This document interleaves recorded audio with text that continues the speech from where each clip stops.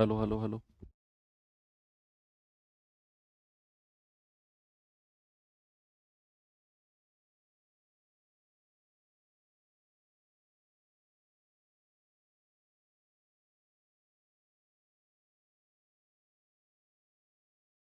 Hello बच्चों, नमस्कार। Good morning. क्या हाल चाल है सभी के? उम्मीद करता हूँ बहुत अच्छे होंगे। और बच्चे, पढ़ाई भी आप लोगों की अच्छी चल रही होगी। तो टाइम, स्पीड एंड डिस्टेंस, समय, चाल, दूरी, लास्ट चैप्टर हम लोगों का चल रहा है अर्थमेटिक का। और सेकंड क्लास आज हमारी है। कल हमने समय, चाल, दूरी का बेसिक पढ़ा कि क्या हमारा स्पीड की यूनिट्स वगैरह होती हैं, क्या फॉर्मूलेज होते हैं। यूनिट कन्वर्जन भी हमने पढ़ा, किलोमीटर पर आवर को मीटर पर सेकंड में, और मीटर पर सेकंड को किलोमीटर पर आवर में। कुछ क्वेश्चंस भी हमने किए। तो चलिए आज उसी चीज को थोड़ा सा आगे बढ़ाते हैं। कांस्टेंट रिलेशन के क्वेश्चंस कल हम सारे कर चुके थे कि अगर हमारा डिस्टेंस अगर कांस्टेंट है, दूरी बराबर है, तो जो रेशियो हमारी चाल का होगा बच्चा, उसका विपरीत रेशियो, उसका अपोजिट रेशियो हमारे टाइम का होगा। अगर टाइम कांस्टेंट है, समय अगर बराबर है, तो जो रेशियो हमारी चाल का होगा वही रेशियो डिस्टेंस कवर्ड का होगा। और अगर स्पीड कांस्टेंट है, अगर दूरी बरा सॉरी चाल अगर बराबर है, तो जो रेशियो हमारे समय का होगा वही रेशियो हमारे डिस्टेंस कवर्ड का होगा, दूरी तय की गई दूरी का होगा। और इनके ऊपर हमने सवाल भी कल किए थे।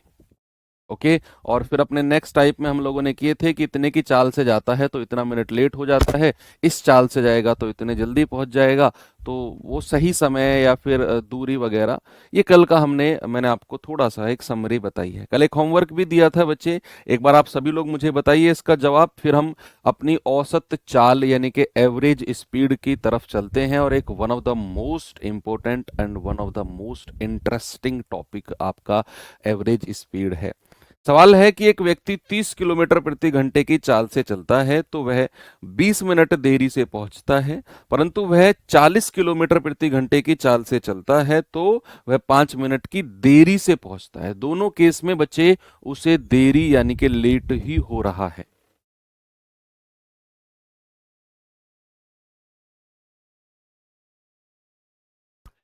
सवाल कर रहे हैं कि दो क्वेश्चन पूछे हैं उसने कि वास्तविक समय क्या होगा और तय की गई दूरी कितनी है। चलिए बच्चे, सबसे पहले चाल कितनी कितनी है उसका रेशियो बनाते हैं। भाई अगर मैं स्पीड की बात करूं तो स्पीड पहले 30 किलोमीटर पर आवर थी, बाद में कितनी हो गई? 40 किलोमीटर पर आवर। जीरो से जीरो कट गया, स्पीड हो गई 3 4 की। तो जरा टाइम बताना मुझे, टाइम कितना हो जाएगा? टाइम हो जाएगा 4 3 का। टाइम का डिफरेंस कितना है? 1 यूनिट का। सवाल कह रहा है कि पहले तो 20 मिनट की देरी हुई और फिर 5 मिनट की देरी।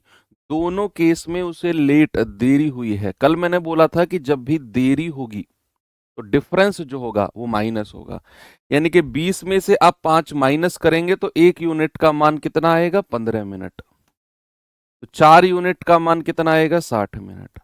इसका मतलब है बच्चे कि जब वो 30 किलोमीटर पर आवर की चाल से जा रहा था तो घर से स्कूल 60 मिनट में पहुंचा है। तो क्या मैं ये कह सकता हूं कि घर से स्कूल की जो दूरी है वो चाल गुणा समय, यानी कि 30 किलोमीटर पर आवर और 60 मिनट में है। बच्चे इसको घंटे में बदलेंगे तो 60 से डिवाइड कर देंगे। आपको पता चल गया कि घर से जो स्कूल की दूरी है ना, वो 30 किलोमीटर की है। 30 किलोमीटर्स घर से स्कूल की दूरी। अब बात आती है घर से स्कूल पहुंचने का सही समय कितना है। कोई बताएगा मुझे सही समय? कल बहुत डिटेल में हमने इसको पढ़ा था बच्चे। जब वो व्यक्ति 30 किलोमीटर पर आवर की चाल से जाता है तो 20 मिनट लेट होता है। और जब वो 30 किलोमीटर पर आवर की चाल से जा रहा है तो क्या वो 60 मिनट में पहुंच रहा है? यस। इसका मतलब है कि जब वो बच्चा 60 मिनट में स्कूल पहुंच रहा है ना, तो भैया वो 20 मिनट लेट है, 20 मिनट की देरी से पहुंच रहा है। मतलब उसको 20 मिनट पहले पहुंचना था अगर सही समय पे पहुंचना है। वो 60 मिनट में पहुंचा, वो 20 मिनट लेट पहुंचा है, तो सही समय उसका 20 मिनट पहले था। तो 60 माइनस 20 यानी कि प्यारे भाई सही समय उसका 40 मिनट था। सही समय 40 मिनट, दूरी 30 किलोमीटर। क्या आपका जवाब ऑप्शन नंबर ए बिल्कुल सही है? बिल्कुल सही है सर। 80 मिनट सही समय थोड़ी होगा यार। आप खुद बताओ, आप घर से कॉलेज जाते हो और आप 50 मिनट में पहुंच जाते हो और आप 10 मिनट लेट पहुंचे हो, तो क्या आपको 60 मिनट में पहुंचना था? ये बड़ी प्रैक्टिकल बात सोचो ना, आप जो लोग 80 आंसर दे रहे हैं कि आप घर से इस अपने कॉलेज 50 मिनट में पहुंचते हो और आप 10 मिनट लेट हो। गार्ड ने कहा तुम 10 मिनट लेट हो भैया, तो क्या तुम्हें 60 मिनट में आना चाहिए था और 10 मिनट बाद आना चाहिए था? नहीं। गार्ड ने अगर बोला कि तुम 10 मिनट लेट हो तो तुम्हें 10 मिनट पहले पहुंचना था वहां। तो 10 मिनट माइनस करेंगे प्लस करेंगे? ऐसे सोचो थोड़ा। चलिए आते हैं अपने टाइप नंबर 4 की तरफ बच्चे, और इसमें हम पढ़ेंगे अब एवरेज स्पीड के बारे में। आप में से जितने भी लोग एवरेज स्पीड के बारे में जानते हैं एक बार मुझे बताइए। जितने भी लोगों ने पहले थोड़ा बहुत सुना है या पढ़ा है, जिन्होंने नहीं सुना कोई दिक्कत नहीं है, फ्रेश माइंड हो, एक साथ आपके दिमाग में बेहतर चीज जाएगी। तो जिन्होंने पहले थोड़ा बहुत पढ़ा है वो आप मुझे एक बार बताएंगे कि what do you mean by average speed. Average speed क्या होती है? हिंदी में अगर मैं कहूं तो औसत चाल। औसत चाल क्या होती है? औसत चाल जरा बताएंगे आप मुझे। बहुत सारे बच्चे इसको मिसकॉन्सेप्ट करते हैं कि एवरेज स्पीड का मतलब सर 2ab अपॉन ए प्लस बी होता है। 2ab अपॉन ए प्लस बी होता है। नहीं बच्चे, ये गलत है, ये मत लिखना। अगर आप लिख रहे हो तो मेरी तरफ से 3-4 मुक्के आएंगे अगर आपने ये लिख दिया तो। 2ab अपॉन ए प्लस बी एवरेज स्पीड नहीं होता है। 2ab अपॉन ए प्लस बी एवरेज स्पीड का एक पार्ट होता है, ये एवरेज स्पीड नहीं होता। वेरी गुड भैया। औसत चाल का मतलब होता है कुल दूरी। औसत चाल के बारे में अगर मैं लिखूं तो एवरेज स्पीड यानी कि औसत चाल का मतलब होता है बच्चे कुल दूरी। कुल दूरी, टोटल डिस्टेंस इंग्लिश वाले बच्चे लिखेंगे, बटे कुल समय, टोटल टाइम। कुल दूरी बटे कुल समय। जैसे ही आपने ये लिखा, या इंग्लिश में अगर मैं लिखूं कि total distance, total distance upon total time, total time, तो ये होता है हमारा एवरेज स्पीड। एवरेज स्पीड, बस इसी चीज को आपने ध्यान में रखना है कि जब भी मैं औसत चाल की बात करूंगा तो औसत चाल का मतलब होता है कुल दूरी बटे कुल समय। टोटल डिस्टेंस जितना भी चला है और उस डिस्टेंस को कवर करने में कितना टाइम लगा है अपॉन में वो करेंगे। अब बच्चे इसका एक स्पेशल केस होता है, वो थोड़ा सा स्पेशल केस देखते हैं। A special case of average speed, इसका एक स्पेशल केस है। स्पेशल केस, स्पेशल केस, ठीक है। स्पेशल केस इसका क्या है थोड़ा सा उसके बारे में देखते हैं कि भाई मैंने कोई 2 पॉइंट फिक्स कर दिए। ये कोई 2 पॉइंट फिक्स कर दिए, ये पॉइंट बी है, ये पॉइंट ए है, ये मैंने फिक्स कर दिया। मैंने कह दिया कि इनके बीच की जो डिस्टेंस है ना वो डी है। ए से बी तक की जो दूरी है मैंने कह दिया ये डी है। अब एक व्यक्ति जो है बच्चे, या इसको पॉइंट को कुछ और नाम दे लेते हैं। पॉइंट को नाम दे दिया सपोज मैंने एक्स वाई।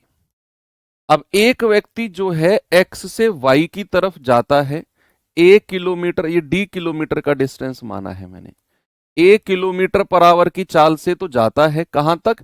एक्स पॉइंट से वाई पॉइंट तक, और वापिस आता है y B kilometre per hour की चाल से। वाई कितनी चाल से आता है? 20 किलोमीटर पर आवर की चाल से। तो यहां सबसे पहले जो समझने वाली बात है ना वो है कि भैया एक्स से वाई तक का जो डिस्टेंस है ना, जो दूरी है बच्चा, वो फिक्स है। वो फिक्स है, कितनी है? D kilometre. अब एक व्यक्ति एक्स से वाई गया और वाई से एक्स आया, क्या जितनी डिस्टेंस वो गया है उतनी ही डिस्टेंस वापिस आया है? क्या जितनी दूरी बचे वो गया है उतनी ही दूरी वापस आया है? कुछ फालतू इधर उधर तो नहीं चली ना उसने। यस। तो डिस्टेंस अगर इक्वल है जाने की और आने की तो बच्चे अब एवरेज स्पीड हम निकालेंगे। एवरेज स्पीड क्या होती है? एवरेज स्पीड बच्चे हमने पढ़ा है कुल दूरी। भैया कुल दूरी कितनी हो जाएगी? डी किलोमीटर गया और डी किलोमीटर वापिस आया, तो d प्लस डी, भाई जाने की और आने की टोटल डिस्टेंस होगी d प्लस डी अपॉन। अब कुल समय निकालेंगे। समय क्या होता है बच्चे, आप सभी जानते हैं, समय होता है हमारा दूरी बटे चाल। कल हमने पढ़ा है कि आपका टाइम इक्वल्स टू होता है डिस्टेंस अपॉन स्पीड। तो आप मुझे बताइए जाने की दूरी कितनी है d और जाने की चाल कितनी है a। तो ये तो हो गया जाने का समय। आने की दूरी कितनी है सर d और आने की चाल कितनी है b। सर ये आने का समय हो गया। तो यहां से d प्लस डी कितना हो गया बच्चा 2d अपॉन, और यहां से अगर मैं d को बाहर ले लूं, इस वाले d को अगर मैं बाहर ले लूं तो ये कितना हो जाएगा, क्रॉस मल्टीप्लाई होगा तो a प्लस बी अपॉन, ये दोनों आपस में गुणा होंगे ए बी, डी से डी कट गया, ये ए बी ऊपर चला जाएगा तो कितना हो जाएगा 2ab अपॉन ए प्लस बी। और ये चीज आप याद रखेंगे भाई, ये चीज आप याद रखेंगे कि एवरेज स्पीड जब भी हमारा कोई व्यक्ति एक प्लेस से दूसरे प्लेस गया और वापस आ गया तो उसकी एवरेज स्पीड होती है 2ab अपॉन ए प्लस बी, जहां पर a और b क्या है बच्चे, a है हमारी जाने की चाल और b है हमारी वापस की चाल। तो इसको अगर मैं थोड़ा सा और मॉडिफाइड फॉर्म में लिखूं तो एवरेज स्पीड होता है, एवरेज स्पीड होता है टोटल डिस्टेंस, हमने अभी थोड़ी देर पहले लिखा था, total distance upon total time, total time. और इस स्पेशल केस में एवरेज स्पीड का मतलब होता है 2ab अपॉन ए प्लस बी। एवरेज स्पीड इस केस के लिए, स्पेशल केस के लिए एवरेज स्पीड का मतलब होता है कुल दूरी बटे कुल समय। भाई यहां पर हमने लगाया है और इसी स्पेशल केस से निकल के आया है कि एवरेज स्पीड होता है 2ab अपॉन ए प्लस बी। लेकिन ये कंडीशन फिक्स है, ये कंडीशन फिक्स है कि जितनी दूरी गया है बच्चा उतनी ही दूरी वापस आएगा। अब यहां पर आप समझ गए कि सर कोई व्यक्ति अगर ए से बी या एक्स से वाई गया और वाई से एक्स वापस आ गया तो एवरेज स्पीड होती है 2ab अपॉन ए प्लस बी। बच्चे एक केस और है जहां पर एवरेज स्पीड 2ab अपॉन ए प्लस बी होती है, एक केस और है। क्या है वो केस, मैं यहां पर डायग्राम बना देता हूं, डायग्राम से ही आप समझ जाएंगे।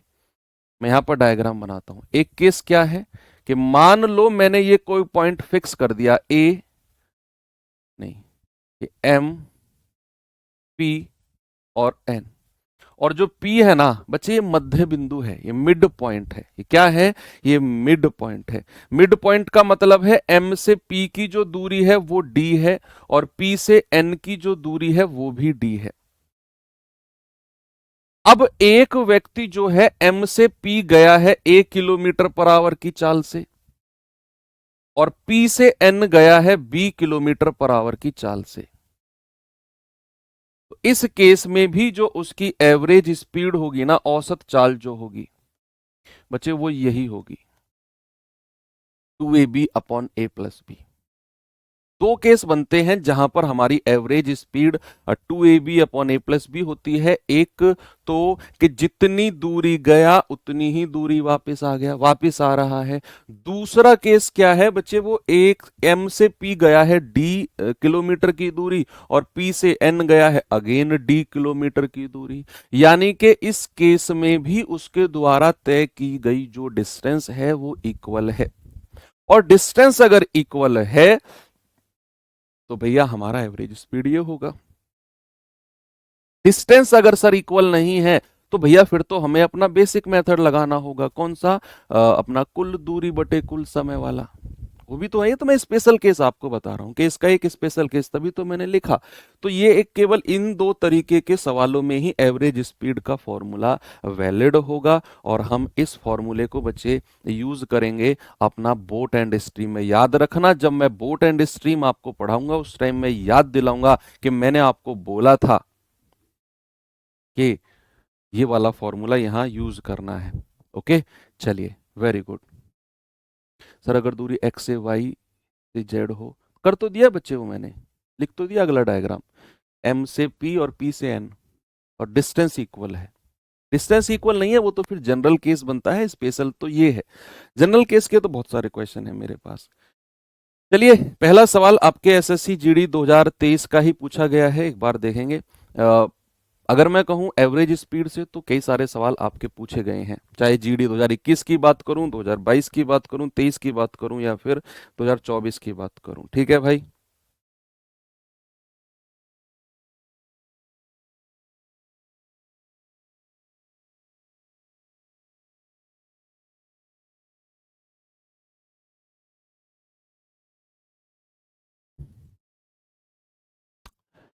सवाल करे कि एसएससी जीडी 2024-23 का है, सॉरी 10 जनवरी 2023 का है।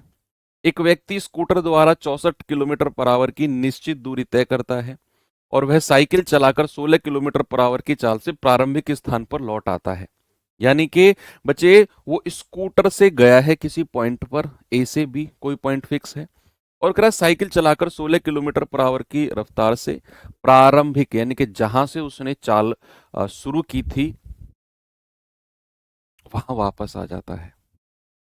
कह रहा पूरी यात्रा के लिए उसकी एवरेज स्पीड यानी कि औसत चाल क्या होगी। आप तुरंत समझ जाएंगे कि सर इस केस में एवरेज स्पीड जो होगी भाई ये कोई पॉइंट फिक्स है।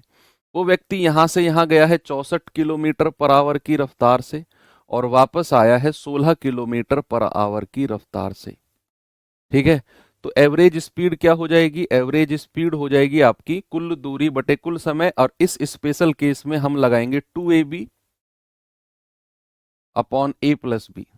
64 प्लस 16 कितना हो जाएगा बच्चे? 2 गुणा 64 गुणा 16, और 64 और 16 कितना होता है? 80।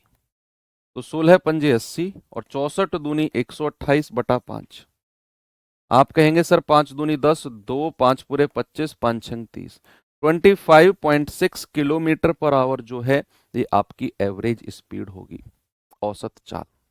कोई प्रॉब्लम किसी को इसमें नहीं है। चले आगे सवाल की तरफ। जरा आप मुझे ये सवाल बताना भाई।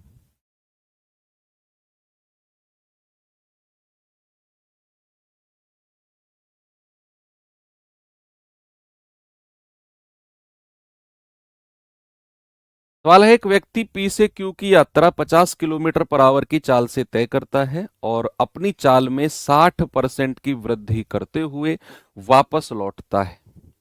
फिर दोनों यात्राओं के लिए उसकी एवरेज स्पीड यानी कि औसत चाल जो है वो क्या होगी? बताइए।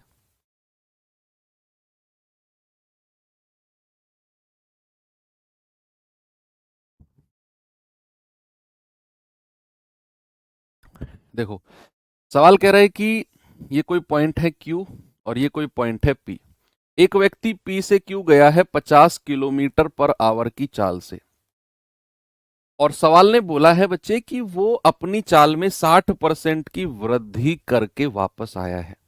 अपनी जो स्पीड है उसमें 60% का उसने इंक्रीमेंट किया है। तो सबसे पहले तो ये बताना कि उसकी चाल अगर जाते टाइम 50 थी तो इसका 60% कितना होगा? तो आप कहेंगे सर गुणा 60/100। तो आप कहेंगे सर 5×30, यानी कि उसने अपनी पुरानी जो चाल है उसमें 30 प्लस किया है। तो उसकी नई चाल कितनी हो जाएगी मेरे भाई? नई चाल हो जाएगी 50 + 30 दैट इज 80। तो जो वो वापस आया है ना बच्चे, वो 80 किलोमीटर पर आवर की चाल से वापस आया है।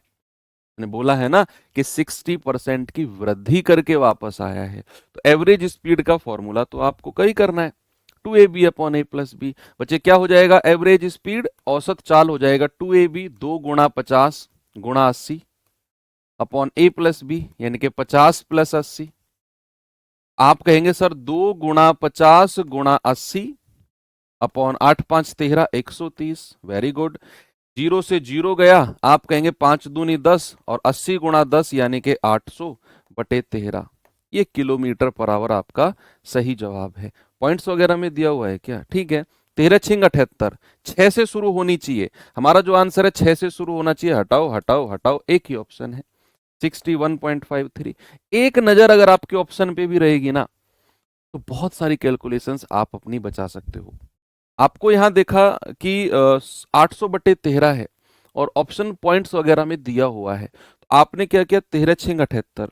मेरा आंसर 6 से शुरू होना चाहिए। एक नजर मेरी ऑप्शन पे गई, 3 ऑप्शन हट गए, एक ही बचा। ओके, ठीक है भाई, कोई दिक्कत किसी को? नहीं ना?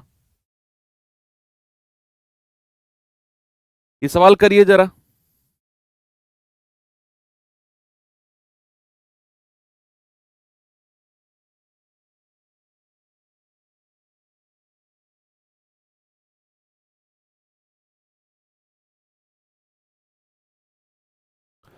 सवाल है, एक आदमी अपनी आधी यात्रा 6 किलोमीटर प्रति घंटे की गति से तय करता है और शेष यात्रा 3 किलोमीटर प्रति घंटे की गति से तय करता है। बताइए एवरेज स्पीड क्या है। इस बार वो वापस नहीं आया, इस बार उसने आधी यात्रा तो 6 किलोमीटर प्रति घंटे की रफ्तार से तय करी बच्चे, और जो बची हुई आधी यात्रा है वो 3 किलोमीटर पर आवर से करी। क्या दोनों केस में उसकी जो डिस्टेंस है बच्चे वो इक्वल है? जो दूरी उसने 6 किलोमीटर पर आवर की चाल से तय करी, आधी यात्रा थी वो, और बची हुई यात्रा भी आधी होगी। क्या वही दूरी वो 3 किलोमीटर पर आवर की चाल से जाएगा? सर डेफिनेटली जाएगा। तो ये हमारा प्यारे भाई केस बन जाता है कौन सा? ये हमारा केस बन जाता है सेकंड वाला, ये वाला केस बनता है। और इस केस में भी मैंने आपको बोला था कि हमारी जो एवरेज स्पीड है बच्चे वो वही रहेगी, 2ab/a+b। यानी कि ये केस है हमारा, सपोज मान लो मैंने यहां पे बोला P, N और Q, ये वाली आधी दूरी भी D है और ये वाली आधी दूरी भी D है। तो भैया ये तो उसने 6 किलोमीटर पर आवर की चाल से तय करी है और ये दूरी 3 से, तो यहां भी एवरेज स्पीड प्यारे भाई कितनी हो जाएगी? 2ab/a+b, 2 गुणा 6 गुणा 3/6 + 3। क्या मैं ये कह सकता हूं कि 6×2 = 12, 36/6 और 3 9, यानी कि एवरेज स्पीड जो होगी वो 4 किलोमीटर पर आवर होगी। Very good, option number B आपका सही जवाब है। आगे बढ़ूं, चलिए एक और सवाल देखते हैं बच्चे।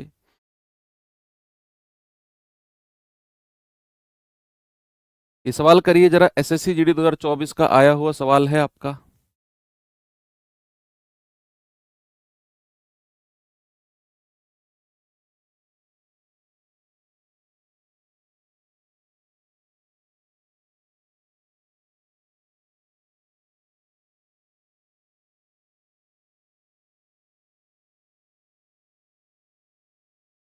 चलो, सवाल कहता है एक व्यक्ति क्यू से एस तक 45 किलोमीटर प्रति घंटे की चाल से जाता है और एक निश्चित चाल से एस से क्यू वापस आ जाता है।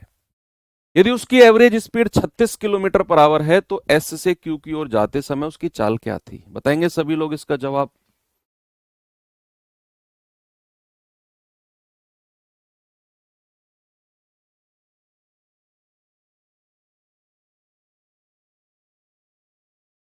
सर दूरी को 3 हिस्सों में बांट दिया। अरे भैया तसल्ली तो रखो मिस्टर प्रदीप, 3 हिस्सों में क्या 4 हिस्सों में भी बंटवाऊंगा दूरी को, तसल्ली तो रखो।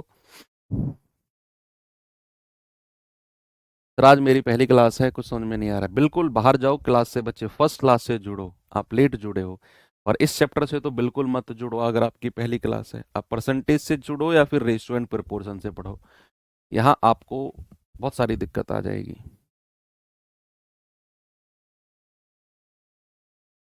चलो, सवाल करें एक व्यक्ति क्यू से एस 45 किलोमीटर प्रति घंटे की चाल से जाता है। पॉइंट एस है, ये क्यू है।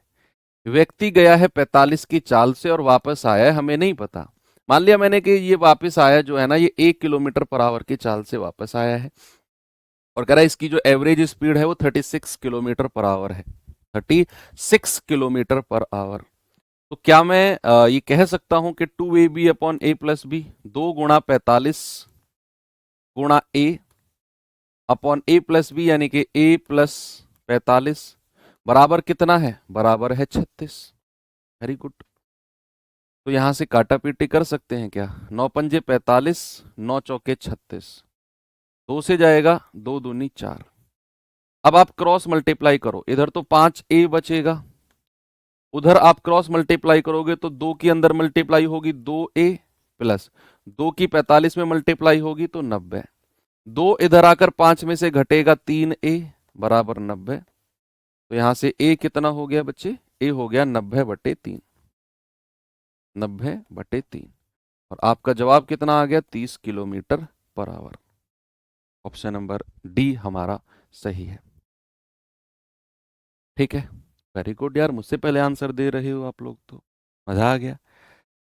अगले सवाल की तरफ चलते हैं और अगला सवाल है आपका ये। देखेंगे बच्चे इस सवाल को जरा।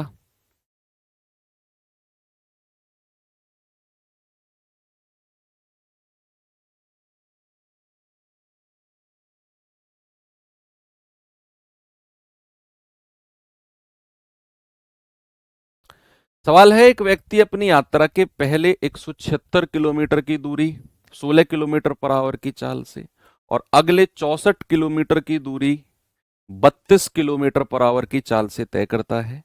यात्रा के 240 किलोमीटर की दूरी के लिए लगभग उसकी औसत चाल क्या होगी। यहां बच्चे आपसे उसने पूछा है लगभग, तो ऐसा हो सकता है कि आपका जो आंसर है वो अप्रोक्सीमेट में है, कुछ डेसिमल वगैरह में आ रहा होगा, उसने यहां थोड़ा सा सेट करके लिखा होगा।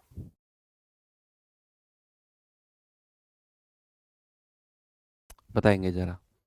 भाई उसने बोला है कि 176 किलोमीटर की दूरी तो 16 किलोमीटर पर आवर की चाल से और 64 किलोमीटर की दूरी 32 किलोमीटर पर आवर की चाल से। क्या यहां डिस्टेंस अलग अलग है? भाई दूरी समान थोड़ी है उसके द्वारा तय की गई कि जितना गया उतना है, 2ab upon a plus B थोड़ी लगेगा हर जगह। यहां दूरी अलग है, चाल अलग है। दूरी अलग है, चाल अलग है। भैया हमें यहां जो एवरेज स्पीड निकालनी है ना, वो अपने बेसिक फॉर्मूले से निकालनी है। कौन सा बेसिक फॉर्मूला? कि average speed equals to 2ab upon a plus B नहीं, average speed equals to total distance upon total time. कुल दूरी बटे कुल समय। कुल दूरी आपको पहले जोड़नी है अलग अलग कि 176 किलोमीटर ये 64 ये, आप इन दोनों को जोड़ोगे तो 240 किलोमीटर ही बैठेगा। वो कह रहा ना यात्रा के 240 किलोमीटर, यानी कि टोटल डिस्टेंस की उसने बात करी है। तो क्या मैं अगर एवरेज स्पीड यहां आपसे बोलूंगा बच्चे, वो क्या total distance upon total time होता है? कुल दूरी बटे कुल समय, total distance upon total time. Hindi वाले बच्चे कुल दूरी अपॉन कुल समय लिखेंगे। तो टोटल डिस्टेंस कितनी है मेरे भाई? 240। और कुल समय निकालने के लिए हमें क्या करना होगा? हम जानते हैं समय बराबर होता है दूरी बटे चाल। क्या होता है? दूरी बटे चाल। दूरी कितनी है? 176 की। चाल कितनी है बच्चे? 16 किलोमीटर पर आवर। तो समय कितना हो जाएगा? 176 बटे 16 प्लस अगली दूरी कितनी है? 64 किलोमीटर की। समय कितना है? 32 किलोमीटर पर आवर। तो समय कितना होगा बच्चा? दूरी बटे चाल, यानी कि 64 बटा 32। वेरी गुड भैया। आप कहेंगे सर ये 2 बार गया है, और आप कहेंगे सर ये 11 बार गया है। तो 240 बटे 11 और 2 13। भाई साहब ये आपका सही जवाब है। आप अगर इसे पॉइंट में बदलना चाह रहे हैं तो एक नजर ऑप्शन पे भी रखना। आप कहेंगे 13 दूनी 26 तो नहीं जाएगा सर, 13 दूनी 26 तो ज्यादा हो जाएगा, तो दो वाले ऑप्शन तो हटा ही दो। ये दो बचे हैं, 13 एकम 13 बचा कितना? 7 और 4 11। 13 निम्मा 117 ज्यादा हो जाएगा, तो 13 अट्ठे 104। यानी कि मेरा जो ऑप्शन है वो 18 पॉइंट कुछ रहना चाहिए। ऑप्शन नंबर सी है, हटा दो, ज्यादा दिमाग मत लगाओ, ये कैलकुलेट होके अप्रोक्सीमेट 18.5 बैठेगा। ऐसे ऑप्शन एलिमिनेट करना भी सीखो with the help of your बुद्धि, है ना। आपने देखा कि 240 बटे 13 को उसने डेसिमल में बदला हुआ है, तो हमने 13 एकम 13 ही जाएगा। तो जो 13 दूनी से स्टार्ट थे वो दोनों ऑप्शन हटा दिए। फिर हम गए 13 एकम 13 बचा आगे 11, 110 हो गया ये जीरो लगा के। तो 13 अट्ठे 104 बनेगा, क्योंकि 13 निम्मा 117 तो बहुत ज्यादा हो जाएगा। तो 13 अट्ठे 104, यानी कि फिर सेकंड नंबर पे 8 आएगा, तो ये वाला ऑप्शन हटा दिया, एक ही बचा। भाई वाह, बहुत स्पीड से आंसर दे रहे हो यार आप लोग तो। चलो थोड़ा सा आगे लेकर चलता हूं आपको। इस सवाल की तरफ आएंगे जरा। एसएससी जीडी 2024 का ही पूछा गया सवाल है बच्चे। फिर आपको मैं कुछ ऐसे क्वेश्चंस कराता हूं जहां आपको दूरी ही नहीं देगा, जहां डिस्टेंस ही नहीं देगा। जैसे ये सवाल है पहला, यहां से शुरू हुई है कहानी। अभी तो उसने 2 स्पीड की बात करी है, अभी वो 3 चाल की भी देगा आपको, 4 भी देगा, स्क्वायर में भी घुमाएगा, वर्गाकार भी घुमाएगा। कई सारे क्वेश्चन है मेरे पास। बताएंगे बच्चे इसका जवाब जरा।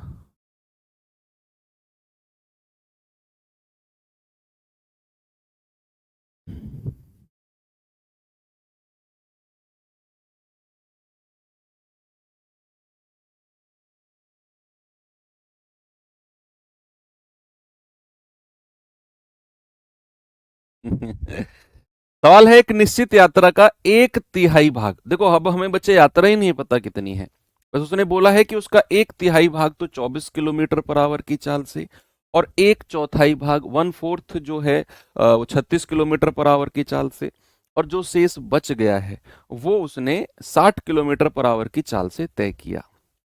अब सवाल कर रहा है कि पूरी यात्रा के लिए उसकी एवरेज स्पीड क्या होगी। इस सवाल में हम थोड़ा सा डीप अध्ययन करेंगे। मैं आपको 2-3 अप्रोच दूंगा कि आप ऐसे कर सकते हो, आप ऐसे कर सकते हो, तो रफ कॉपी में साइड में लिखते रहना। आप उस अप्रोच को फिर सवालों में लगाना। मैं आपको आपकी जो सोच है ना उसमें थोड़ा सा एक सॉफ्टवेयर डालने वाला हूँ कि इस सवाल में किस तरीके से आप सोच सकते हो। अपडेटेड सवाल है बच्चे, लेटेस्ट अपडेटेड क्वेश्चन है, तो पूरी उम्मीद है कि इस बार भी आपके एग्जाम में ये सवाल देखने को मिलेगा ऐसा, जहां आपको दूरी नहीं देगा, दूरी को कुछ इस कदर बांट देगा, एक तिहाई एक चौथाई, जहां आपको थोड़ी सी मेहनत करनी पड़े। तो बच्चे याद रखना इस तरह के सवालों में क्या करना होता है। भाई उसने बोला है कि एक निश्चित दूरी एक निश्चित यात्रा का एक तिहाई भाग है, हमें नहीं पता यात्रा कितनी है, बस उसने बोल दिया कि उसका एक तिहाई भाग 24 की रफ्तार से, और कह रहा है उसका एक चौथाई भाग जो है वो 36 की रफ्तार से है। तो हम करेंगे क्या बच्चे, हम यहां पर एक तिहाई लिखेंगे, हम यहां पर एक चौथाई लिखेंगे। हम क्या करेंगे बच्चे, हम ना कुछ डिस्टेंस को मानेंगे, कुल दूरी को ना कुछ मानेंगे हम। अब वो क्या मानेंगे, हम मानेंगे भैया जो हमारा ये एक तिहाई और एक चौथाई लिखा है ना, इसका जो डिनोमिनेटर है, जो हर है, इनका एलसीएम, एलसीएम ऑफ 3 और 4 ये आएगा 12। तो सपोज आपने जो है 12D, ये 12 एलसीएम है, तो मान ली मैंने कि टोटल डिस्टेंस जो है बच्चे, सपोज मैंने मान ली वो 12D है, जो कुल दूरी D मैंने अपनी तरफ से लगाया ताकि D की वैल्यू हम लास्ट में निकालकर कुल दूरी निकाल सकेंगे। अब आप मुझे एक बात बताओ, अगर मैं कुल दूरी को 12D मान लू, 12D मान लू, तो भैया पहला तो उसने बोला है कि एक तिहाई दूरी, तो इसका एक तिहाई कितना हो जाएगा 12D का, आप कहेंगे सर ये हो जाएगा 4D। और फिर उसने बोला है कि इसका एक चौथाई, तो बच्चा इसका एक चौथाई कितना हो जाएगा, आप कहेंगे सर 3D। और शेष रिमेनिंग कितना बचा है भाई, 12 में से अगर मैं 4 और 3 7 हटा दूं तो कितना बचेगा 5D। 12 में से 4 और 3 7 हटा दोगे तो 5D ही तो बचेगा। अब उसने बोला है कि ये वाली दूरी तो उसने 24 किलोमीटर पर आवर की चाल से, ये वाली दूरी उसने 36 की चाल से, और जो शेष भाग है वो 60 की चाल से। आप एवरेज स्पीड का फॉर्मूला डायरेक्ट लगाओ, एवरेज स्पीड का फॉर्मूला डायरेक्ट लगाएंगे। एक अप्रोच दे रहा हूं, इसके बाद में एक और थोड़ा सा अप्रोच दूंगा कैलकुलेशन को आसान करने वाला। तो भैया एवरेज स्पीड क्या होती है बच्चे, कुल दूरी बटे कुल समय। मेरे पास कुल दूरी कितनी है 12D, और कुल समय कितना है बच्चे, ये वाली दूरी उसने 24 की रफ्तार से तय करी है, तो भैया 4D/24 दूरी बटे चाल, प्लस ये वाली दूरी उसने 36 की रफ्तार से तय करी है, तो बच्चे 3D/36 प्लस, और ये वाली दूरी जो शेष बची है 5D, ये उसने क्या 60 की रफ्तार से तय करी है, तो 5D/60। डी यहां से कॉमन आ जाएगा, तो 12D, ये 4 से कटेगा क्या, 4×6 = 24, 3 से कटेगा क्या 12×3 = 36, 5 से कटेगा क्या 12×5 = 60। तो ये डी कॉमन आ जाएगा, अंदर क्या बचेगा 1/6 प्लस 1/12 प्लस 1/12। ठीक है, डी से डी कट गया। बच्चे थोड़ी सी कैलकुलेशन मैं आपको अगर यहां बताऊं कि अगर हमारा बेस बराबर है, अगर हमारा बेस बराबर है, तो हमारी जो पावर्स हैं, सॉरी जो हमारे न्यूमरेटर है वो आपस में ऐड हो जाते हैं। ये 12 और 12 है, तो ये नीचे 12 रहेगा, न्यूमरेटर ऐड हो जाएंगे, 1 और 1 2/12, ये हो जाएगा 2×6 = 12। अगेन हमारा बेस बराबर है भाई 6 और 6, फिर हमारे न्यूमरेटर जुड़ जाएंगे, 1 और 1 2/6, यस 2×3 = 6, और ये 3 हमारा ऊपर चला जाएगा, तो 12×3 = 36। भाई हमारा क्या था ये वैल्यू, मैं फिर से लिख देता हूं, यहां क्या है 12/1/6 प्लस 1/6, मैं यहां पर लिखता हूं, तो 12/1/6 प्लस 1/6 कितना होता है 2/6, ये जाएगा 2×3 = 6, और जो नीचे का 3 है ये 12 के पास चला जाएगा, तो 12×3 कितना हो जाएगा 12×3 = 36 हो जाएगा। आपका जवाब ऑप्शन नंबर डी। ये है तरीका नंबर 1। अब इसमें थोड़ा सा आपकी कैलकुलेशन को मैं आसान कर सकता हूं, कैसे, चलिए थोड़ा सा आसान कैसे कर सकते हैं, ये सब रफ कर दो। ये सब क्या है, ये सब रफ कर दो और आप क्या करो, आप इसका रेशियो बना लो। आप इसको 12D भी मत मानो, आप केवल इसको 12D मानो ही मत, आप इसको केवल 12 यूनिट मानो जो एलसीएम है। ठीक है, तो इसका 12 कितना होगा, 4 यूनिट। इसका 12 कितना होगा, 3 यूनिट। और शेष कितना है, 12 में से 4 और 3 7 गए तो 5 यूनिट। तो आपने क्या किया बच्चे, दूरी का रेशियो बना लिया। अब देखना, थोड़ी सी आसान कैलकुलेशन मैं आपकी कर रहा हूं जहां पर आपको वो डिस्टेंस नहीं देगा। वो फर्स्ट अप्रोच तो मैंने आपको बताई, ये तो फर्स्ट अप्रोच है आपकी। सेकंड क्या है कि आपको जब भी दूरी नहीं देगा ना, तो दूरी का रेशियो बना लो। अब आपने दूरी का रेशियो बनाया, आपको पता चला कि भाई जो ये वाली दूरी है, ये उसने चली है 24 की रफ्तार से, ये वाली दूरी चली है 36 की रफ्तार से, और ये वाली दूरी चली है 60 की रफ्तार से। ठीक है भाई, इतनी रफ्तार से चली है। ओके, अब हमें क्या करना है, अपनी कैलकुलेशन को आसान बनाने के लिए जो हमारी चाल है ना, इसका एलसीएम लो। चाल का एलसीएम कितना आएगा बच्चे, आप कहेंगे सर 24 और 36 का एलसीएम तो 72 है, 72 और 60 का जो एलसीएम है वो 240 आएगा शायद, या 360 आएगा। भाई 72 और 60 का एलसीएम कितना आएगा, 72 पंजे, हाँ 360 आएगा। इन तीनों का एलसीएम, एलसीएम ऑफ चाल, चाल का एलसीएम कितना आएगा बच्चे, 360 आ जाएगा। तो ये चाल आपको दी हुई है। अब आपका जो चाल का एलसीएम है ना 360, उसको आप डिस्टेंस से मल्टीप्लाई कर दो। मैं कह रहा हूं कैलकुलेशन इतनी आसान बन जाएगी कि आपका जो सवाल है बहुत आसान हो जाएगा। जो भी आपकी चाल है उसका एलसीएम लेकर आप डिस्टेंस का जो रेशियो है, दूरी का रेशियो है, उसके मल्टीप्लाई कर दो, सवाल हो गया। सवाल हो गया भैया। एवरेज स्पीड डायरेक्ट अब पता है कैसे आएगी, कुल दूरी बटे कुल समय। कुल दूरी क्या है, इन सबको जोड़ो, और जोड़ने से पहले क्या करना है, 360 अगर कॉमन ले लेंगे तो 4 और 3 7, 7 और 5 12, 12 गुणा 360 मैं कर सकता हूं।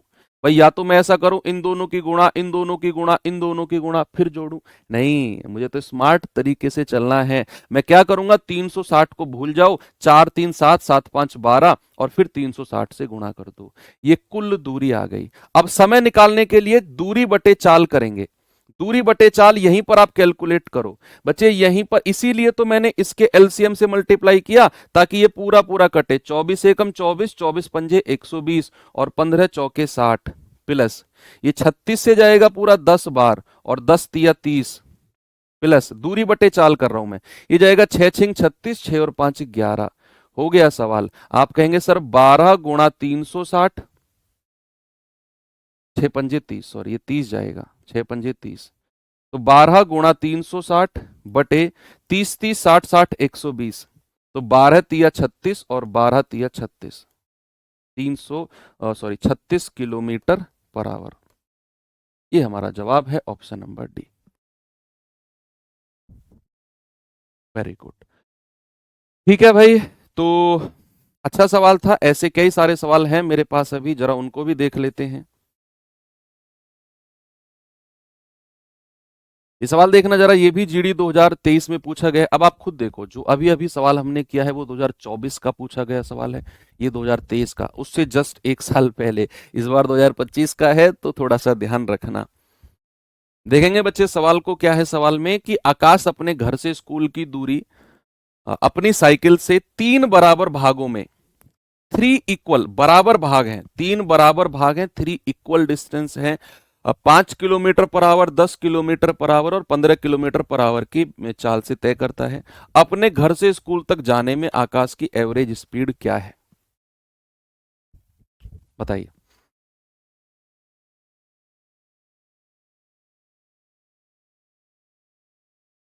भाई यहां उसने डिस्टेंस हमें दी ही नहीं है कि भाई कितनी दूरी वो जा रहा है, लेकिन उसने एक बात बड़ी प्यारी बोल दी कि जो दूरी है ना वो 3 बराबर भागों में बांटी गई है।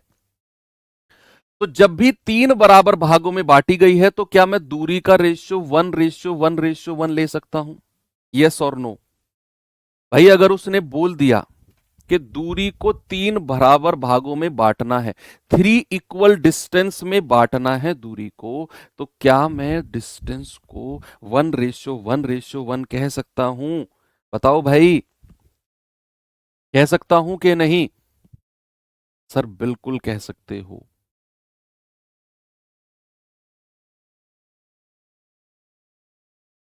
1:1:1 क्योंकि तीनों बराबर दूरी हैं भैया।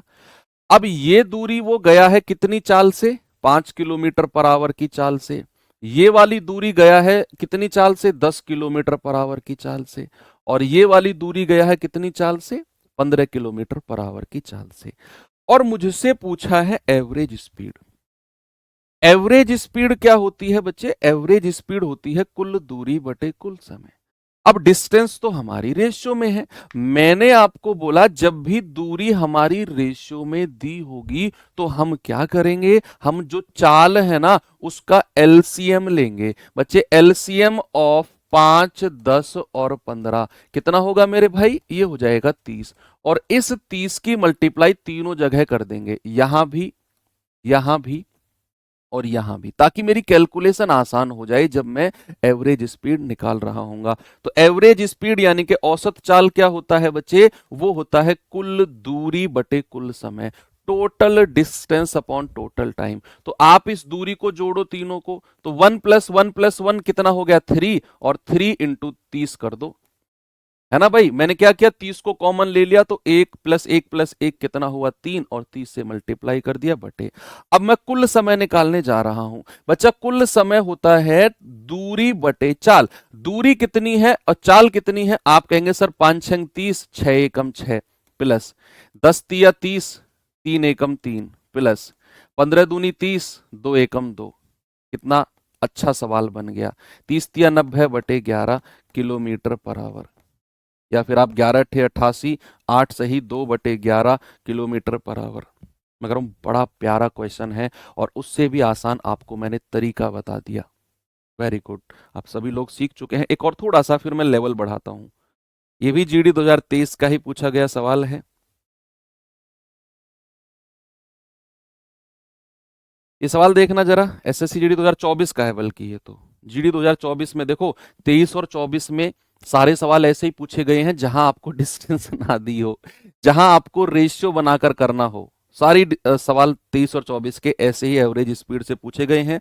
तो इस तरह के सवालों पे कमांड बना लो अपनी। सवाल कह रहा है कि एक आदमी 8 किलोमीटर प्रति घंटे, 16 किलोमीटर प्रति घंटे, 24 किलोमीटर प्रति घंटे और 32 किलोमीटर प्रति घंटे की चाल से 7 किलोमीटर की 4 समान दूरियां तय करता है। 7 किलोमीटर की यानी कि 7-7 किलोमीटर के 4 इक्वल डिस्टेंस है, समान दूरी है। तो उसकी चाल क्या होगी? औसत चाल। अब यहां हमको डिस्टेंस दे दी 7 किलोमीटर, कोई दिक्कत नहीं है, आप डिस्टेंस का रेशियो बना लो और अपने हिसाब से सॉल्व करो। 7 किलोमीटर की दूरी देखकर परेशान मत होना।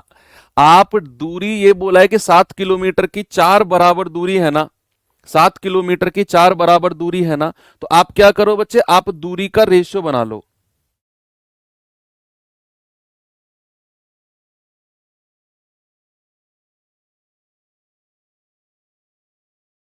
अच्छा क्वेश्चन है भैया।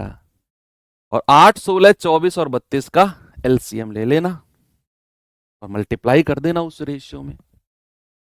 किसने कर लिया इस तरीके से मुझे थम्स अप करके जरूर बताना, मेरा उत्साह जरूर बढ़ाना। ठीक है, मेरा उत्साह बढ़ जाएगा अगर आपने ऐसे कर लिया। भाई अपडेटेड क्वेश्चन है, अच्छा लगता है जब हम अपडेटेड क्वेश्चंस के तरीके सीखते हैं और फिर उनको खुद से करते हैं। तो मैं तो करा ही दूंगा आपको, मैं टाइम दे रहा हूं, मैं चाहता हूं कि आप इसको करो।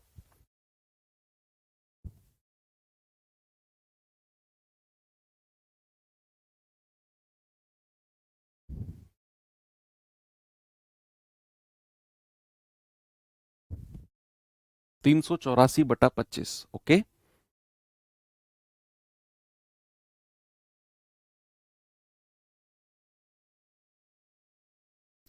सी 396/25 देखते हैं। वेरी गुड, बहुत सारे बच्चों ने किया। देखो हमें सबसे पहले क्या करना है, हमें दूरी के बारे में थोड़ा सा देखना है। बच्चे उसने बोला है कि 7 किलोमीटर की 4 समान दूरियां हैं, 4 इक्वल डिस्टेंस है, 4 इक्वल। तो क्या मैं ये कह सकता हूं कि 4 समान दूरियां हैं 7 किलोमीटर की? तो मैं चारों दूरियों का अनुपात ले लेता हूं। अरे वाह सर, मजा आ जाएगा। तो ये तो साथ साथ साथ साथ कट जाएंगे, ये तो बचेगा 1:1:1:1। भाई अगर आप 7 को दूरी रखोगे ना, तो फिर आपकी जो कैलकुलेशन है वो थोड़ी सी टिपिकल होने वाली है। आप रेशो से करो, आप रेशो ले लो दूरियों का, और ये वाली दूरी उसने 8 की चाल से तय करी, ये वाली 16 की चाल से, ये वाली 24 की चाल से, और ये वाली 32 की चाल से।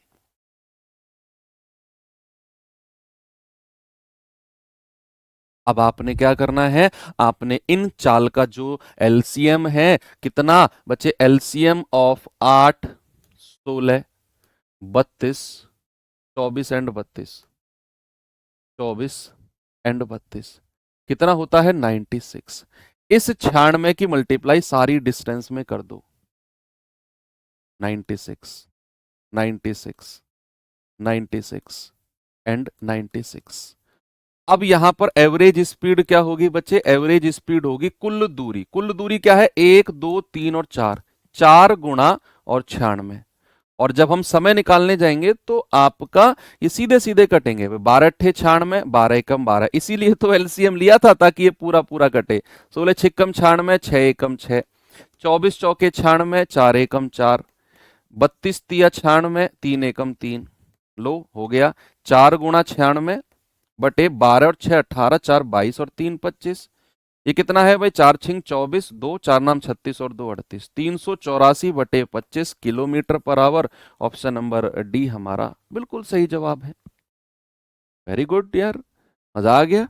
आगे चलें, एक और सवाल देता हूं फिर अच्छा सा आपको मैं, और ये सवाल कर दो फिर अब टाइप चेंज कर लेंगे हम, फिर तो आप महारत हासिल कर चुके हो इस टाइप में, ये सवाल करके तो आप। फिर अगला बहुत आसान सा टाइप कराऊंगा मैं, बहुत आसान है, 2 मिनट में 4 5 क्वेश्चन हो जाएंगे उसके तो।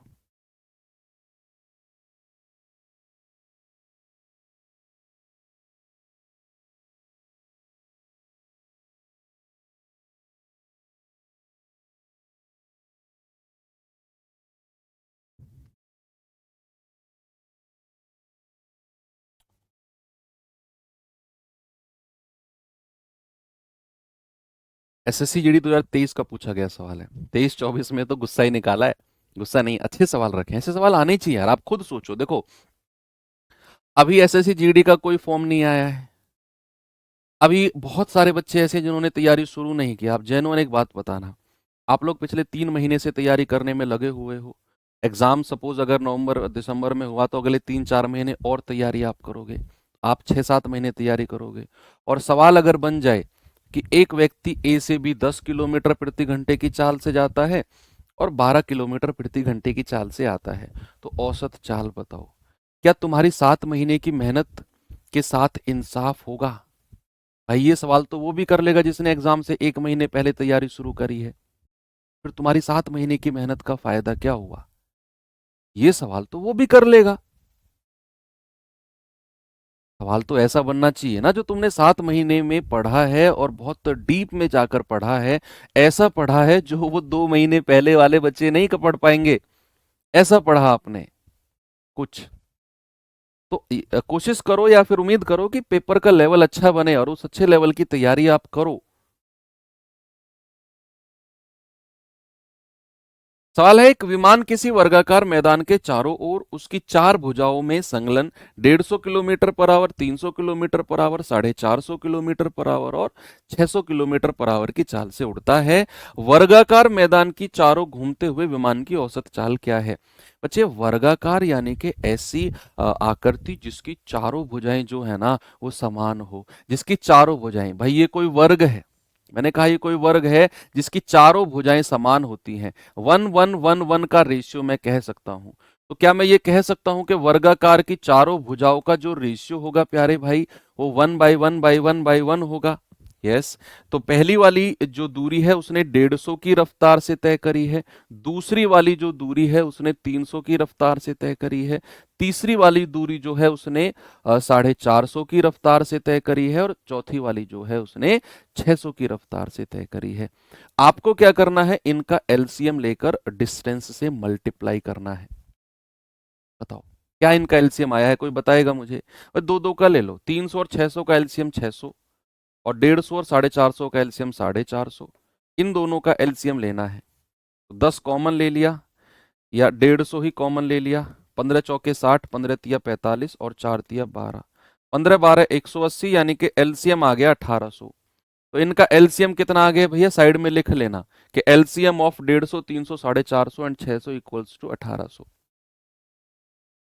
1800, बस 1800 की मल्टीप्लाई यहां कर दो चारों में, यहां भी, यहां भी, यहां भी और यहां भी, बस हो गई बात। ठीक है, तो एवरेज स्पीड क्या होता है बच्चे, कुल दूरी बटे कुल समय। कुल दूरी कितनी होगी, 1 2 3 4, 4 गुणा 1800 बटे समय के लिए हम यहीं से काट के लिखेंगे समय। तो भाई ये कितना आएगा, 12 बार, 15 12 180 होता है, 12 एकम 12 प्लस ये कितना होगा, 3 छिंग 18, 6 एकम 6 प्लस ये कितना होगा, 45 चौके 180, 4 एकम 4 प्लस 6 तिया 18 और 3 एकम 3, कितना होगा, 18 चौक 7200 बटे 12 6 18, 4 22 और 3 25, तो 25 दूनी 50, 22 बचेगा, 25 अट्ठे 200, 20 बचेगा, 25 अट्ठे 200, यानी कि 288 kilometre per our. Option number A हमारा बिल्कुल सही जवाब है। ठीक है, वेरी गुड। आगे चलें बच्चे। तो आपका एवरेज स्पीड का कॉन्सेप्ट होता है यहां पर खत्म, और अब मैं आपको कराता हूं बहुत आसान टाइप, बहुत ही ज्यादा आसान, जिसको कहते हैं समय चाल दूरी का सबसे आसान टाइप। अब मैं आपको कराने वाला, एक फॉर्मूला बेस्ड है, एक फॉर्मूला मैं आपको बताऊंगा, उसी फॉर्मूले पे आपने फोकस करना है और चीजें बतानी है। चलिए, तो यहां पर टाइप फिफ्थ में पहले क्वेश्चन को देखते हैं। पहला सवाल है, ये रहा सवाल। क्या है, किसी भी स्थान पर रुके बिना सुनील 80 किलोमीटर प्रति घंटे की औसत गति से एक निश्चित दूरी तय करता है, बिना रुके, और रुक रुक कर वह 60 किलोमीटर पर आवर की औसत गति से दूरी जाता है, तो प्रति घंटे कितने मिनट के लिए वो रुका। दरअसल सवाल क्या है, मैं आपको समझाता हूं। सवाल है कि अगर प्रदीप एक पॉइंट से दूसरे पॉइंट पे जाता है और वो कहीं भी नहीं रुकता है, कहीं भी नहीं रुकता रास्ते में, तो उसकी एवरेज स्पीड निकल के आती है 80 किलोमीटर पर आवर। लेकिन अगर वो कहीं रुक रुक के जाता है, भाई थोड़ा चला फिर रुक गया, थोड़ा चला फिर रुक गया, थोड़ा चला फिर रुक गया, रास्ते में अगर रुक रुक के जाता है, तो उसकी एवरेज स्पीड ऑब्वियसली बात है कम हो जाएगी, कम होगी ना। तो उसकी एवरेज स्पीड निकल के आई 60 किलोमीटर पर आवर। सवाल कह रहा है कि बताओ प्रति घंटे वो कितने मिनट के लिए रुका है, प्रति घंटे वो कितने मिनट के लिए रुका है।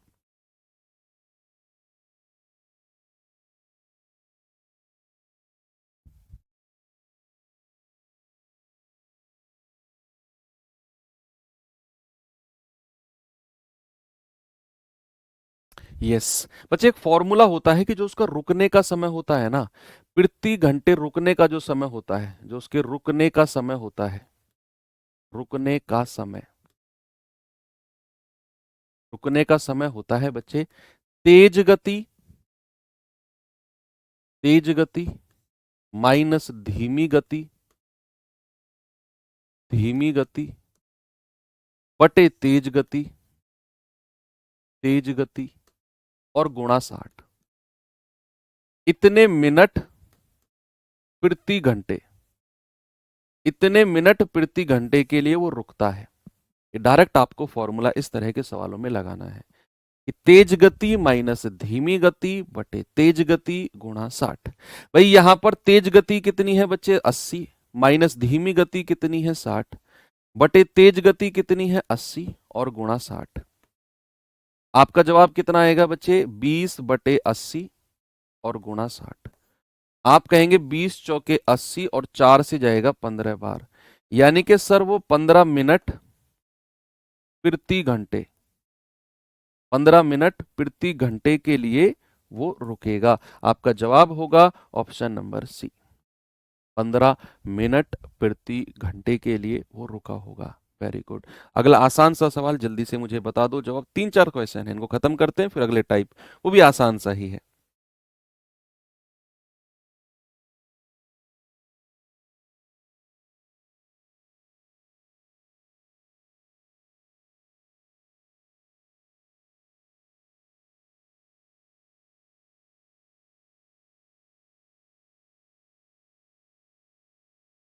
चलिए, कह रहा है विरामों को छोड़कर एक बस की गति 60 किलोमीटर प्रति घंटे है और विरामों सहित यानी कि रुक रुक कर उसकी गति 42 किलोमीटर प्रति घंटे है, तो बस प्रति घंटे कितने मिनट के लिए रुकती है? जल्दी से बता दो।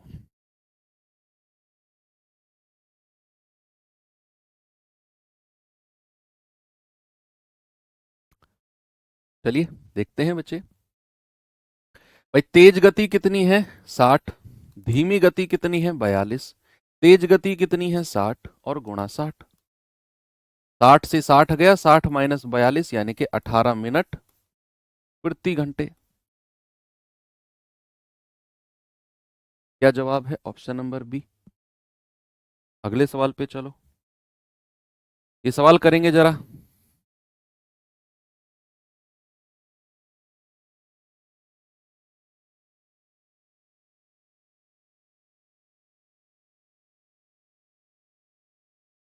इसके बाद एक क्वेश्चन है, उसको मैं छोड़ूंगा। 29 क्वेश्चन, उसके जैसे 2-3 क्वेश्चन मुझे ऐड करने, एक ही कर पाया था मैं, तो 29 क्वेश्चन जैसे 3 क्वेश्चन ऐड करने हैं, वो कल मैं कराऊंगा आपको।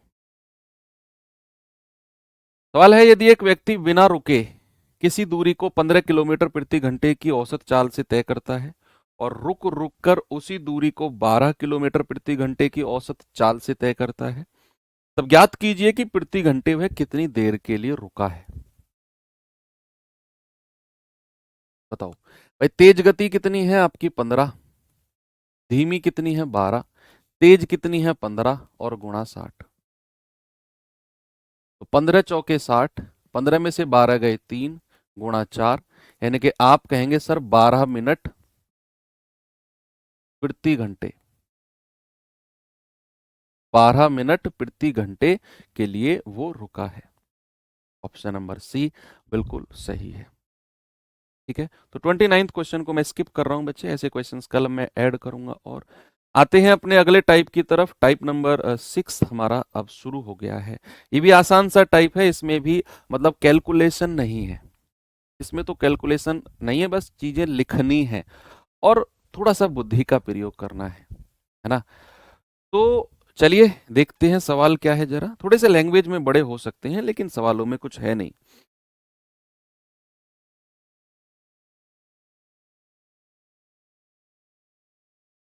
चलिए पहला क्वेश्चन है, जरा देखेंगे इसको।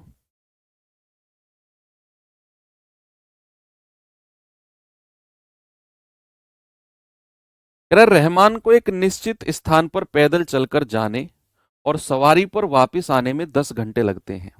भाई पैदल गया और सवारी पर वापस आया, उसे लगे 10 घंटे। हालांकि यदि वह दोनों तरफ सवारी से ही जाता, यानी कि सवारी से जाता और सवारी से आता, तो उसको 5 घंटे बचा सकता था। 10 घंटे लग रहे थे, 5 घंटे बचा सकता था, तो 5 घंटे ही लगते। दोनों ओर यात्रा पैदल अगर करे तो उसे कितना समय लगेगा? बताइए भाई जरा।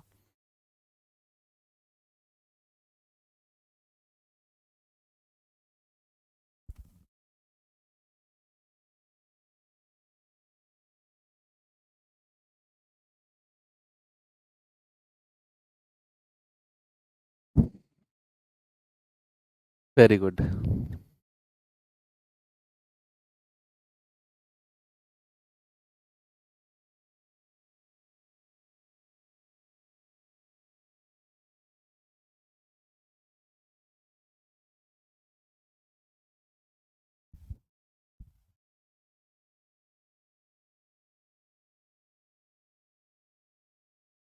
देखो भाई, सवाल कह रहा है कि एक व्यक्ति जो है निश्चित स्थान पर पैदल चल के गया है।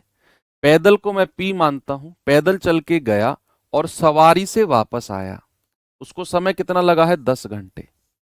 भाई पैदल गया और सवारी से वापस आया, टोटल दोनों का टाइम है 10 घंटे। सवाल कह रहा है कि अगर वह दोनों तरफ सवारी से ही जाता, अगर वह दोनों तरफ सवारी से ही जाता, यानी कि सवारी से गया और सवारी से ही आता, तो वो 5 घंटे बचा लेता। यानी कि 10 घंटे पहले लग रहे थे, अब वो 5 घंटे बचा लेगा, तो कितना समय लगेगा सर? 5 घंटे लगेंगे। यहां तक आप बात समझे कि नहीं? मैंने क्या बोला आपसे? मैंने बोला कि अगर वो पैदल गया और सवारी से आया तो 10 घंटे। सवाल कह रहा है कि अगर वो सवारी से ही गया प्लस सवारी से ही आया तो 5 घंटे।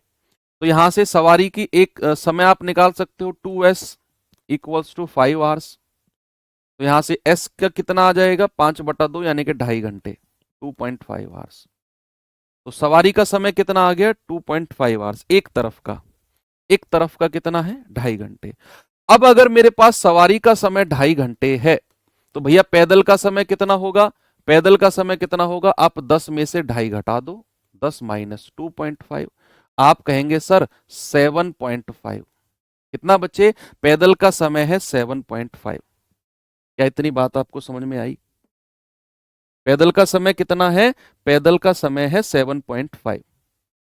मैंने क्या बोला कि वो सवारी से गया सवारी से आया तो 5 घंटे लगे। तो सवारी का एक तरफ का समय कितना हो गया 5 का आधा यानी कि 2.5 घंटे सवारी का एक तरफ का समय। और अगर सवारी का एक तरफ का समय 2.5 घंटे है तो भैया पैदल का समय कितना होगा 10 में से 2.5 घटा दो सर 7.5 घंटे होगा पैदल का एक तरफ का। कह रहा है कि अगर वो दोनों तरफ पैदल से ही जाएगा तो भैया दोनों तरफ p प्लस p तो कितना हो जाएगा 7.5 प्लस 7.5। आप कहेंगे सर उसको लगेंगे 15 घंटे। कितने लगेंगे 15 घंटे। कितना सिंपल है ना। तो इसमें कुछ ज्यादा करना नहीं था बस आपने थोड़ा सा दिमाग लगाना था। एक और सवाल मैं आपको कराता हूं ऐसा ही जरा इसको देखेंगे।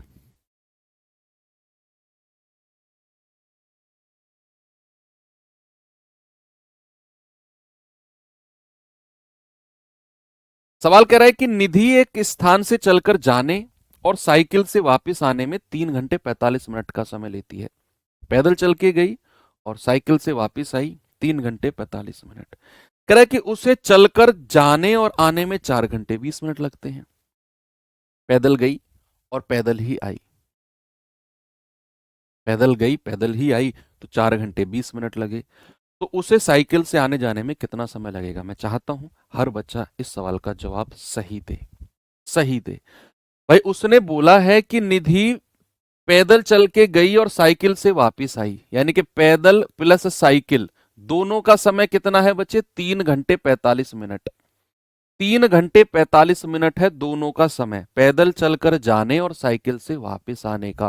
कह रहे कि अगर निधि चलकर आने और जाने में 4 घंटे 20 मिनट का समय लेती है यानी कि पैदल चलकर जाए और पैदल चलकर ही वापस आए तो बच्चा उसको 4 घंटे 20 मिनट का समय लगता है। तो अगर मैं एक तरफ पैदल का समय आपसे पूछूंगा तो आप कहेंगे 4 घंटे 20 मिनट का आधा कर दो सर। 4 घंटे 20 मिनट का आधा कितना होता है 2 घंटे 10 मिनट।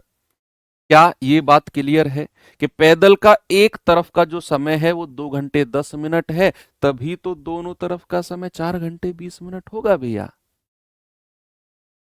ठीक है चलो आगे चलते हैं। तो यहां पर हम कह सकते हैं कि पैदल का एक तरफ का समय अगर 2 घंटे 10 मिनट है तो साइकिल का समय कितना हो जाएगा एक तरफ का। आप 3 घंटे 45 मिनट में से 2 घंटे 10 मिनट माइनस कर दो।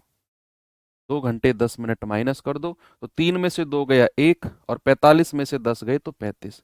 यानी कि बच्चे 1 घंटे 45 मिनट आ गया एक तरफ साइकिल का समय। एक तरफ और हमें बताना है दोनों तरफ साइकिल का। तो दोनों तरफ साइकिल का समय कितना होगा 1 घंटे 35 मिनट और 1 घंटे 35 मिनट कितना हो जाएगा 2 घंटे 70 मिनट। और 70 मिनट को मैं कह सकता हूं 60 मिनट अलग से और 10 मिनट अलग से। भाई 70 मिनट का मतलब है कि कहानी 1 घंटे से ऊपर चली गई। तो 60 मिनट को मैंने अलग कर दिया और 60 मिनट को मैंने घंटे में बदला तो ये 2 और 1 3 घंटे हो गया। 3 घंटे और 10 मिनट अलग से बची। आपका जवाब कितना हो गया बच्चे 3 घंटे 10 मिनट। ऑप्शन नंबर ए बिल्कुल सही है। अच्छा क्वेश्चन है। ठीक है ओके आगे बढ़ू। Very good. चलिए थोड़ा सा क्वेश्चन एक और कर लेते हैं। ये सवाल मिक्सर एंड एलिगेशन का है। सवाल करा है एक आदमी 80 किलोमीटर की दूरी को कुछ पैदल चलकर और कुछ साइकिल से 8 घंटे में तय करने की सोचता है। यदि पैदल चलने की चाल 8 किलोमीटर प्रति घंटे है और साइकिल की चाल 16 किलोमीटर प्रति घंटे है, तो पैदल चलकर कितनी दूरी तय की? मिक्सर एलिगेशन चैप्टर हम सभी लोगों ने बहुत अच्छे से पढ़ा था। ऐसे सवाल जब भी होंगे, मिक्सर एलिगेशन में मैंने आपको एक छोटा सा चीज बताई थी वहां पर कि मिक्सर एलिगेशन के कॉन्सेप्ट को पकड़ने का तरीका क्या है कि जब भी दो हिस्सों में चीजों को किया जाए, मान लो एक हिस्सा दूसरा हिस्सा और फिर तीसरी बात में बोल दे कि दोनों को मिलाकर, बताया था ना मैंने कि दो हिस्सों की अलग अलग बात की जाएगी और फिर दोनों को मिलाकर बात की जाएगी, तो वहां पर हम मिक्सचर एंड एलिगेशन का कॉन्सेप्ट लगाएंगे। मिक्सर एंड एलिगेशन का कॉन्सेप्ट लगाएंगे। तो बच्चा क्या मैं यहां कह सकता हूं कि एक आदमी अगर 80 किलोमीटर की टोटल डिस्टेंस है और पैदल चलकर और साइकिल से टोटल 8 घंटे में तय कर रहा है, टोटल 8 घंटे में तय कर रहा है, तो उसकी एवरेज स्पीड क्या होगी? बच्चे क्या आप मुझे बता सकते हैं कि उसकी औसत चाल, कुल दूरी कितनी है 80 किलोमीटर की और कुल समय उसको कितना लग रहा है 8 घंटे। तो बच्चे उसकी जो एवरेज स्पीड है ना वो 10 किलोमीटर प्रति घंटे की है, एवरेज स्पीड, कुल दूरी बटे कुल समय। पहली बात तो ये हो गई। लेकिन उसने इस 80 किलोमीटर को दो हिस्सों में बांटा है, दो हिस्सों में। पहले हिस्सा तो चला है उसने पैदल, जो चाल रही है 8 किलोमीटर प्रति घंटे, और दूसरा जो हिस्सा रहा है वो रहा है आपका साइकिल से, जिसमें चाल रही है 16 किलोमीटर प्रति घंटे। हमने सबसे पहले क्या बोला कि कुल दूरी उसने 80 किलोमीटर की चली है, कुल समय उसको 8 घंटे का लगा है, तो भैया एवरेज स्पीड आ गई 80/8। अब उसने इस 80 किलोमीटर की दूरी को दो हिस्सों में बांटा है, पैदल और साइकिल। पैदल की चाल कितनी है बच्चे 8 किलोमीटर प्रति घंटे, साइकिल की चाल कितनी है 16 किलोमीटर प्रति घंटे, और दोनों की मिलाकर यानी कि एवरेज स्पीड जो रही है वो 10 किलोमीटर प्रति घंटे रही है। जरा बताना मुझे, 16 में से 10 गए 6, 10 में से 8 गया 2, नीचे जो रेशियो बनेगा बच्चे याद रखना, जब भी मैं चाल के ऊपर एलिगेशन मेथड लगाऊंगा ना, चाल के ऊपर जब भी मैं एलिगेशन मेथड लगाऊंगा प्यारे भाई, नीचे जो रेशियो बनेगा हमेशा समय का रेशियो बनेगा। किसका मेरे भाई? टाइम का रेशियो। बहुत सारे बच्चे इस बात को लेकर बड़े कंफ्यूज रहते हैं कि नीचे जो रेशियो बनेगा वो सर किलोमीटर का बनेगा, नहीं, टाइम का बनेगा। तो यहां मुझे बताइए 3 और 1 4 यूनिट का मान, टोटल टाइम कितना है 8 घंटे, तो 1 यूनिट का मान कितना होगा 2 घंटे। तो क्या आप मुझे बता सकते हैं 3 यूनिट का मान कितना होगा 6 घंटे और 1 यूनिट का मान 2 घंटे। यानी कि उसने पैदल चल के जो 6 घंटे तक चला है और साइकिल पर वो 2 घंटे तक चला है। ठीक है, सवाल कह रहा है पैदल कितनी दूरी तय करी है, तो पैदल की दूरी कितनी हो जाएगी मेरे भाई? पैदल की दूरी, दूरी बराबर क्या होता है? चाल गुणा समय। तो पैदल की चाल कितनी है 8 किलोमीटर प्रति घंटे और पैदल में समय कितना लगा है 6 घंटे, तो आप कहेंगे सर 48 किलोमीटर की दूरी उसने पैदल चली है। बस ये ध्यान रखना कि यहां पर बच्चे हमें जो नीचे रेशियो मिलता है ये समय का मिलता है। जब भी हम चाल पर एलिगेशन लगाएंगे तो 3 और 1 4 यूनिट का मान 8 घंटा, 1 का मान 2 घंटा, तो 3 का मान 6 घंटा, यानी कि पैदल वो 6 घंटे तक चला है। और पैदल की चाल कितनी है 8 किलोमीटर पर आवर, तो पैदल की दूरी कितनी हो जाएगी? चाल गुणा समय, यानी कि 48 किलोमीटर। ये पैदल चली गई दूरी है। यही अगर आपसे पूछने लगे कि साइकिल पर दूरी कितनी चली है, तो आप 16 गुणा 2 कर देंगे, यानी कि उसने 32 किलोमीटर की दूरी साइकिल पर चली है। एक और सवाल, ये सवाल करेंगे, जरा जल्दी से आप मुझे बता दो इसका जवाब, फिर मैं आपको छोड़ देता हूं।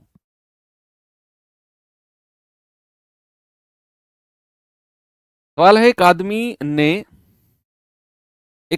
ने 7 घंटे में 80 किलोमीटर की जो दूरी की यात्रा की, जिसमें उसने कुछ यात्रा तो 8 किलोमीटर पर आवर की चाल से पैदल तय की है, कुछ यात्रा 16 किलोमीटर प्रति घंटे की दर से साइकिल से तय करी है। कह रहा है कि उसने जो है वो कितनी दूरी जो है पैदल तय करी है। बच्चे टोटल डिस्टेंस उसने कितनी तय करी? 80 किलोमीटर। टोटल टाइम उसे कितना लगा? 7 घंटे। तो उसकी एवरेज स्पीड क्या रही होगी? एवरेज स्पीड क्या रही होगी? औसत चाल कितनी रही होगी? कुल दूरी बटे कुल समय, 80/7 किलोमीटर पर आवर। बच्चे ये उसकी एवरेज स्पीड है 80/7। अब इसमें उसने कुछ दूरी तो पैदल चली है बच्चे और कुछ दूरी उसने साइकिल से तय करी है। पैदल की चाल कितनी है 8 किलोमीटर पर आवर, साइकिल की कितनी है 16 किलोमीटर पर आवर, और एवरेज स्पीड जो है वो कितनी है 80/7।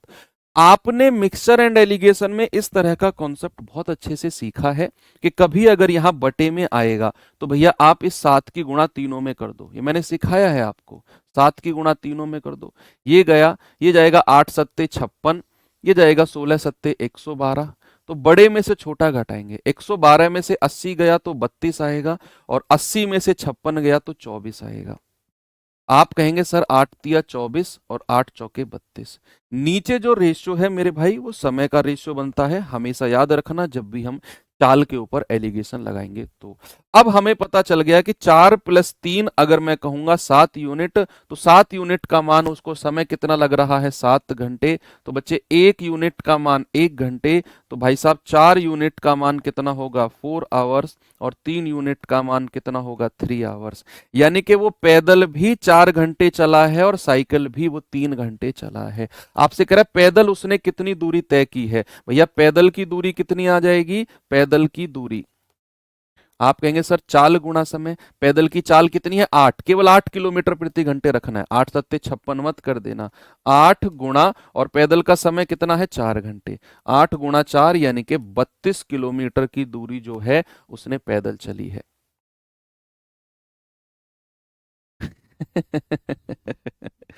ठीक है बच्चे, ओके।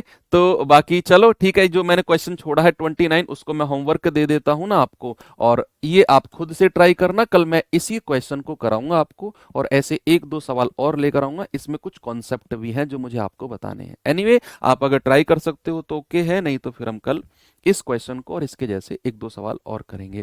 फिर कल हम लोग अपना शुरू करेंगे बच्चे रिलेटिव स्पीड यानी कि सापेक्ष गति। मुझे उम्मीद है कि सापेक्ष गति से क्वेश्चन बनना है 100%।